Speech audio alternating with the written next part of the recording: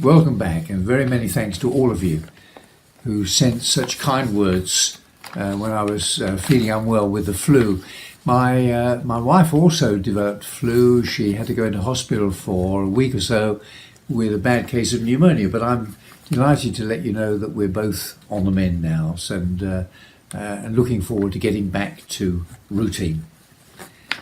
Back in about 1969 or 70, I'm not quite sure which year it was, but it's getting on for 50 years ago, the BVA, British Veterinary Association, organised a week-long residential course for members at the Henley School of Management. There were, I think, something like 20 or 25 of us. It was a residential course, and for a week we were exposed to with other people to talk about topics such as financial accounting, management accounting, marketing, personnel management, strategic development, productivity, and all of those other business topics. One of our party was a very well-known veterinarian at the time called Peter Story-Pugh. He was I suppose approaching sort of 50 at the time. I think he was president of the BVA in about 1969 or 70. I think he became president on 2 occasions, and in due course also became president of the Royal College, and he had a very distinguished career in academia and in veterinary politics in the UK and in Europe. Peter had started vet school in 1938. When the outbreak of war came in 1939, he joined up. He was awarded the Military Cross for his valour during Dunkirk.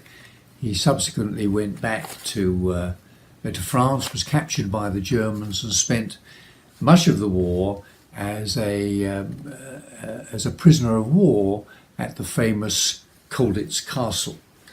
After the war, Peter renewed his academic career, qualified as a vet, became a distinguished academic. And one of his interests was that he owned a very successful pig breeding and rearing farm.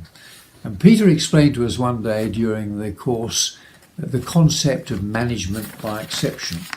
If I just read to you, definition of management by exception is defined as the practice of examining the financial and operational results of a business and only bringing issues to the attention of management if the results represent substantial differences from the budgeted or expected amounts.